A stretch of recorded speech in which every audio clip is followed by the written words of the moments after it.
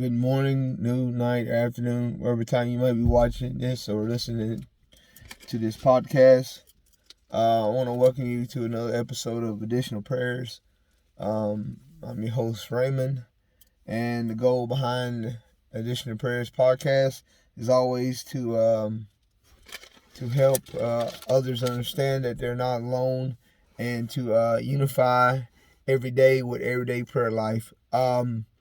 The reason behind this episode is what I'm going to leave behind for others, and the title is First Impression / Lasting Effect. The verses will be coming from Exodus 3, verses 2 through 4, Deuteronomy 27, verse 9 through 10. Verse 29 of Deuteronomy, chapter 29 of Deuteronomy, verses 2 and 3, and also in Deuteronomy, chapter 34, verses 5 through 8. To give you a backstory about this episode, just like any other episode, I want individuals to get the idea of the reason behind this is to motivate, educate, and inspire others to do good things. I'm not what you call a perfect example, which no one is. I'm just sharing a thought, and I wanted to leave behind to others the idea of what they can do when they're motivated and educated in the right direction. One question I have for you is, when you see someone such as myself wearing ID tags, what is your impression of them? Do you think of them as someone that has been through things and seen things, someone you can trust, or you just think of them as an individual that has took on a role and just followed orders? Our definitions will be impression, influence, connection, recollection, conviction, impression, or imprint, indention. It's going to be concrete, and pattern. To jump right into this, impression is defined as a strong feeling, a notion, or response. Influence is defined as a compelling force, something that has importance, or something that's significant. Connection is defined as development of something, or something that has leverage. Recollection is recalling or reminiscing. Conviction is a judgment call, sureness, or determining guilt. Imprint is a mark made, a trademark, or something that has been engraved. Indention is a deep cut or notch. Concrete is summed up as something that has been hardened, set in stone, or solidified. Pattern is defined as a combination of qualities, a model or form, or a guide for something to be made. Our first set of verses, once again, is coming from Exodus 3. It's going to be verses 2 through 4.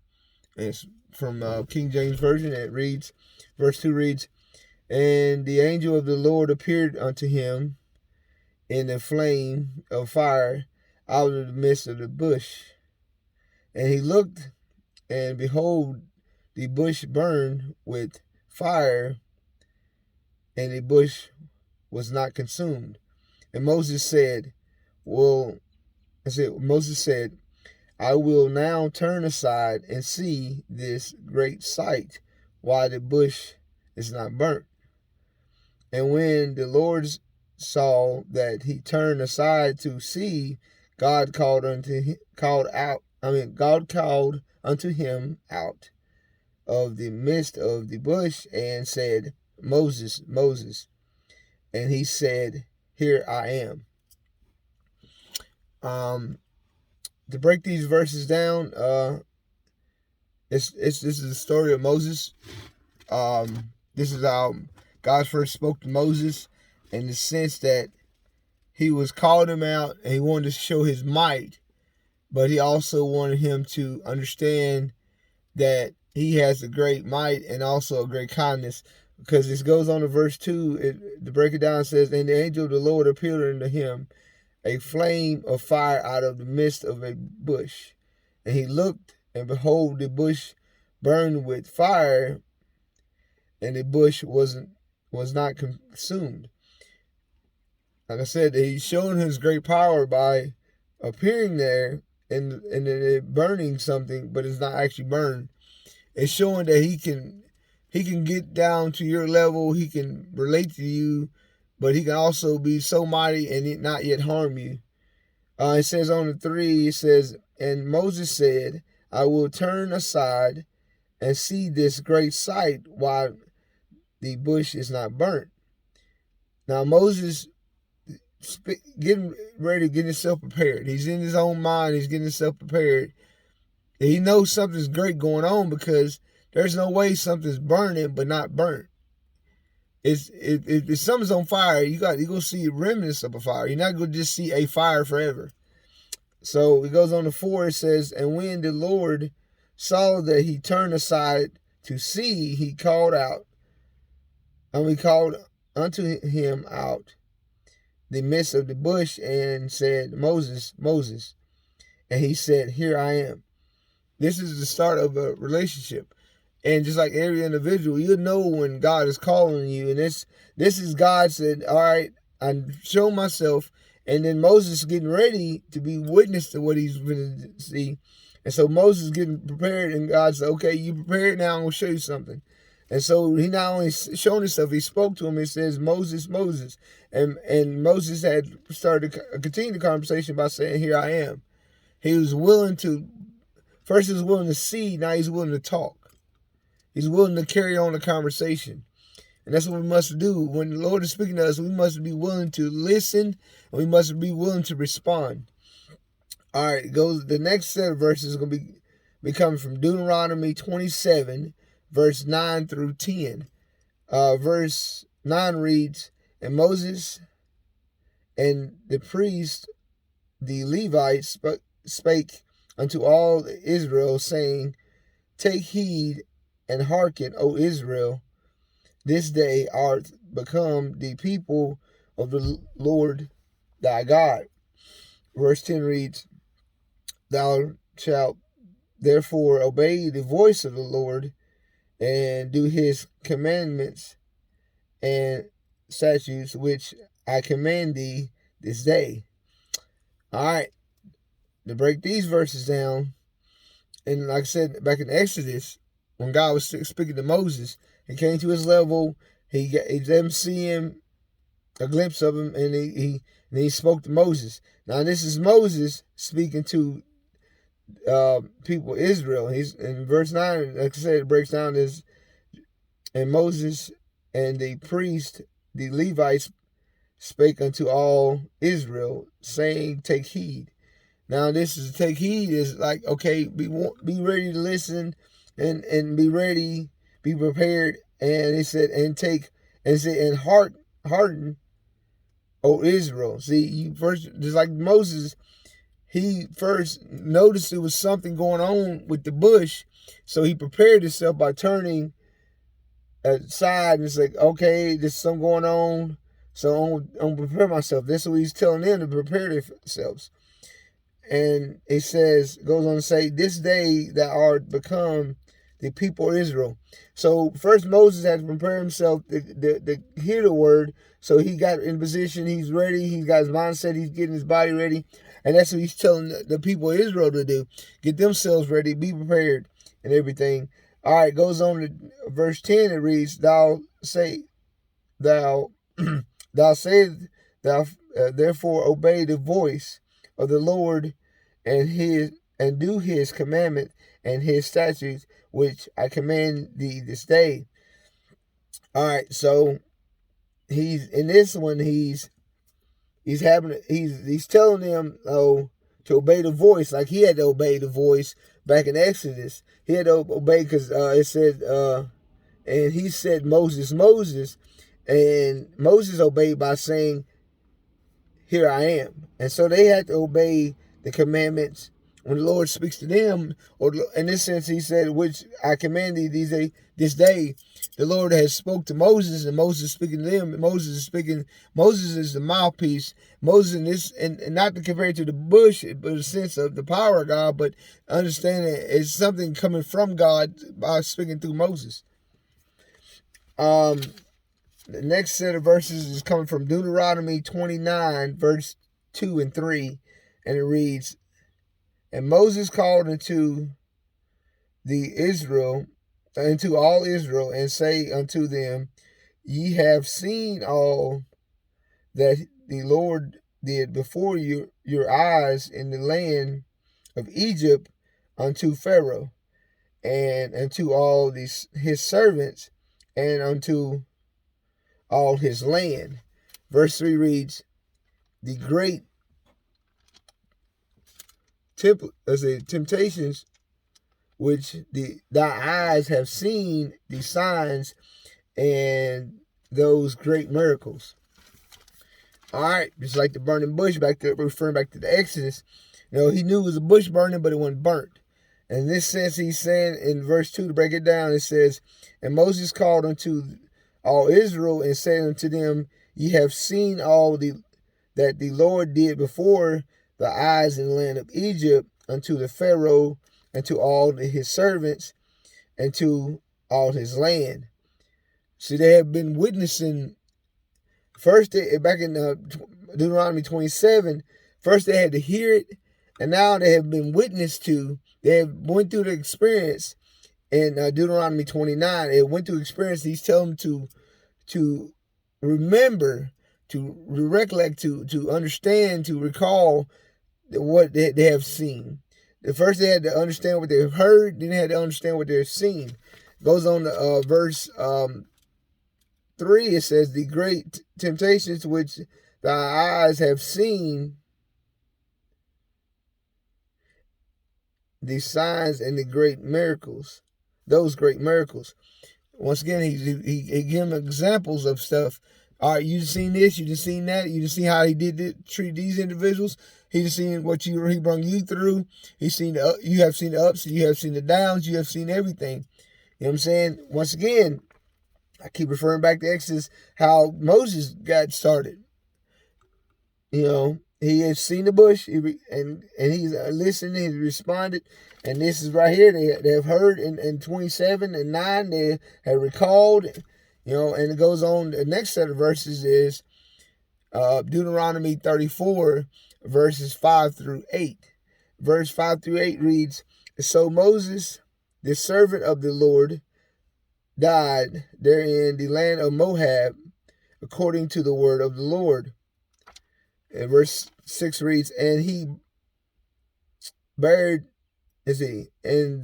him in the valley of the land of Moab, over against I can't pronounce it, I'm sorry, Beth Peor, but no man knew of his scepter unto this day. Verse 20 said, verse 7 reads, and Moses was 120 years old when he died. his eyes was not dim, nor his natural force abated.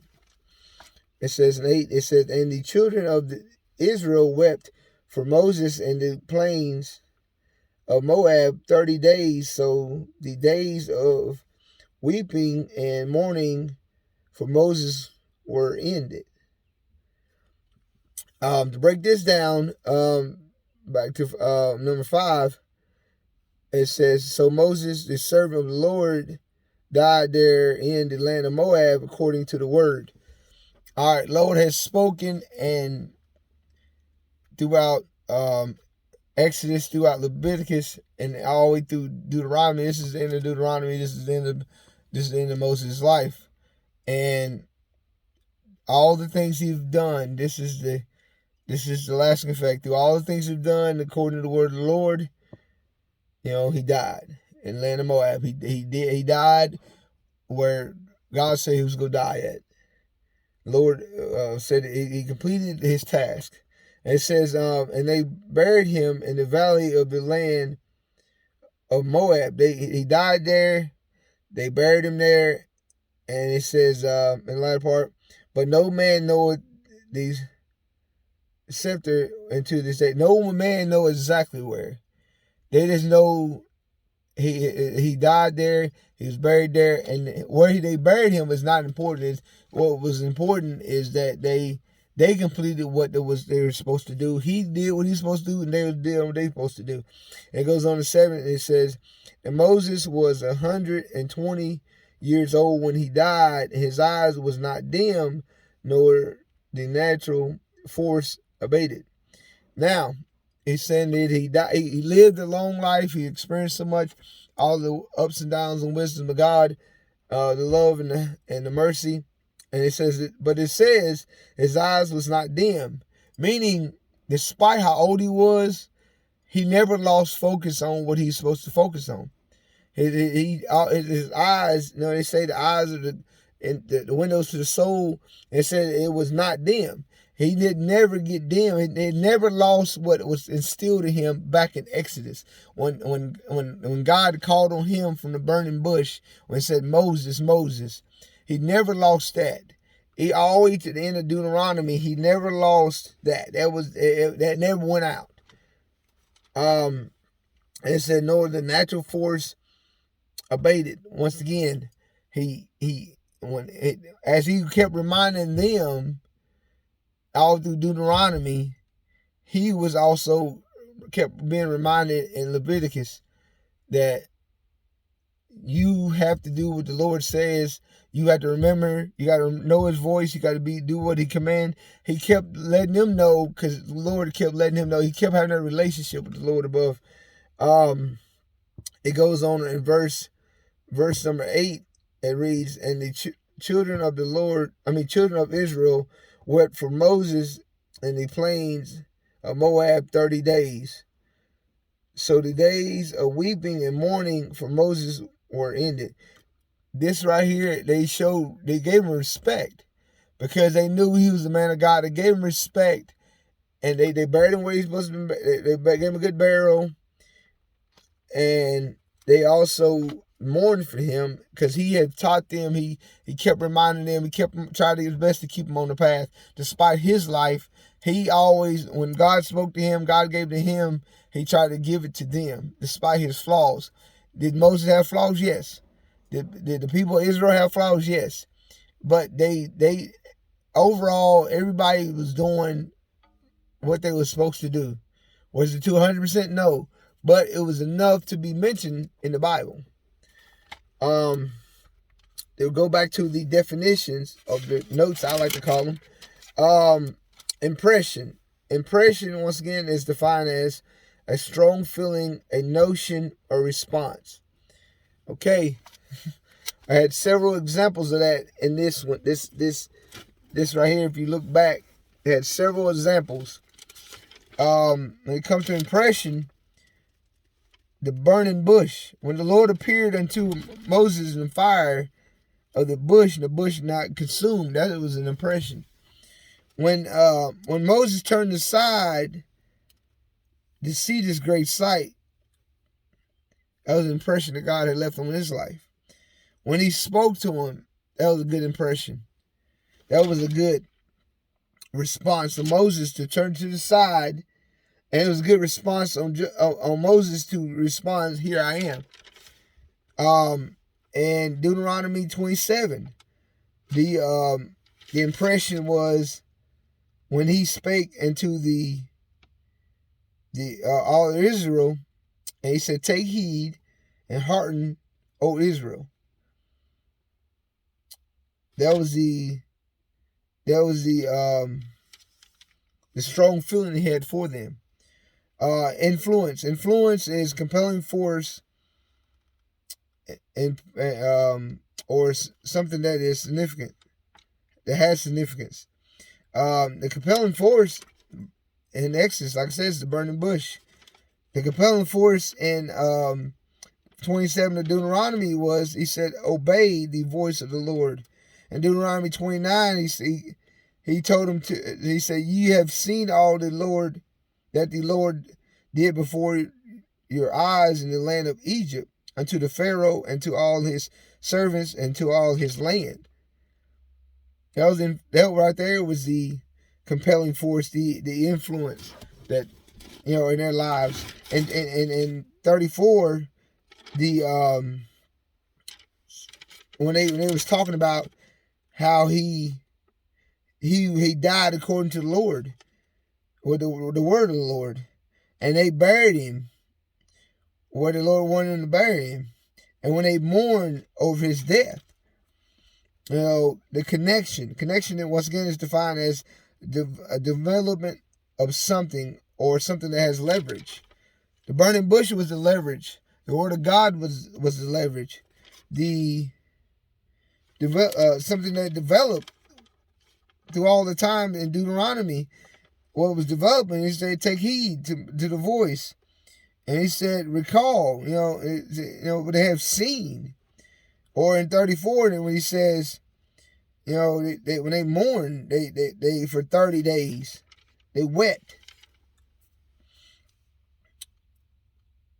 The recollection, they recalling that he simply told them that. He simply told him, he said, thou shalt therefore obey the voice. He says, ye have seen all that. And it goes on and say, and then they said so the days of weeping and mourning of Moses were ended.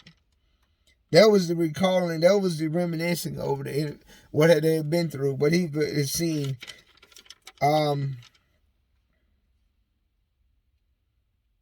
The conviction, is, like I said, judgment call, assuredness, or determining guilt. Judgment call, Moses did that first. He says, here I am. The judgment call for them was when they got to the point where they said, and the children of Israel, in 34, the Deuteronomy says, the children of Israel wept for Moses.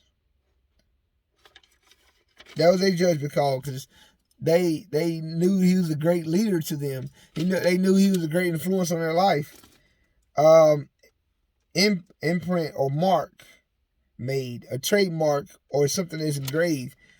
The Lord made an engravement or a trademark on Moses' life because of what he did back in verse 4 of Exodus 3. He said, here I am. And apparently Moses laid an impression on them, and he told them in verse 9 of Deuteronomy 27, he said, take heed and hearken.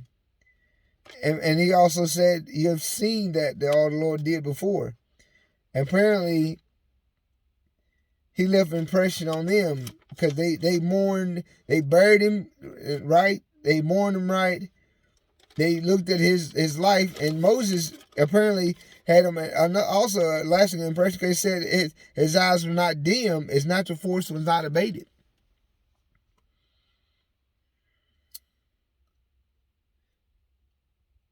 Indentation, or a deep cut or notch. It was a deep cut to the individuals of Israel. It was a deep cut or notch in Moses through all the things they've been through. something that's concrete. Concrete is defined as something that's hardened, set in stone, or solidified. I know I keep trying to beat this into your head, but it's very important. Set in stone. What was set in stone? Everything that I read. There are examples of how he died. There are examples of how they treat him after he died. That was set in stone. The word of God was set in stone. Because it says in 34 of Deuteronomy verse 5, it says, so Moses, the servant of the Lord, died in the land of Moab according to the word. That was set in stone. The Lord told him where he was going to die. And then we said Moses was 120 years old when he died. That was set in stone. Apparently, when they were set in stone too, the children of Israel.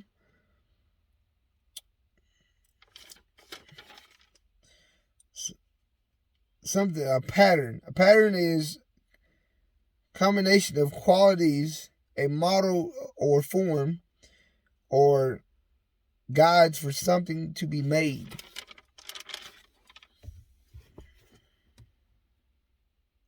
Verse 10, Deuteronomy 27, it reads, thou shalt therefore obey the voice of the Lord.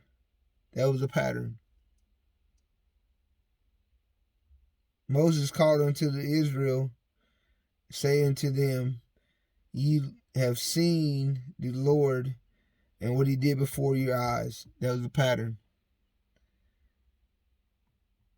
According to, is it the Lord, is it Moses, the servant of the Lord, died there in the land of Moab according to the word of the Lord. That was a pattern.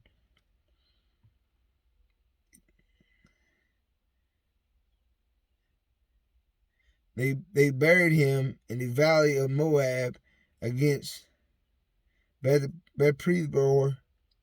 Sorry about that, I can't pronounce it. And no man kneweth the scepter unto this day. That was a pattern. They didn't bury him to hide his body. They buried him as his respect and nobody to mess with him. It wasn't a sense of they was hiding his body and trying to keep it from everybody. They didn't want nobody disturbing it. It was, the term rest in peace. That's what they wanted. They wanted his body to rest in peace. When it says his eyes was not dim, nor his natural force abated, that was a pattern. Everything from Moses' first response was when he turned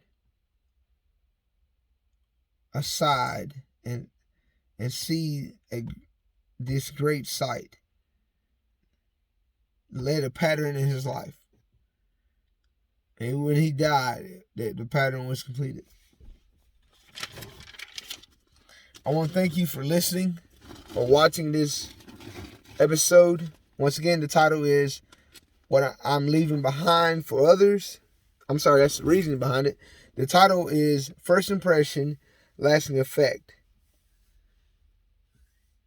From the first time Moses saw the burning bush and throughout the lasting effect, he kept reminding others. And the lasting effect from the first time they heard the voice and to the time they buried him was the lasting effect. This was the reading of Exodus 3, verse 2 through 4. Deuteronomy 27, verses 9 and 10. Deuteronomy 29, verses 2 and 3. Verses from Deuteronomy 34, verses 5 through 8. I want to thank you for watching or listening.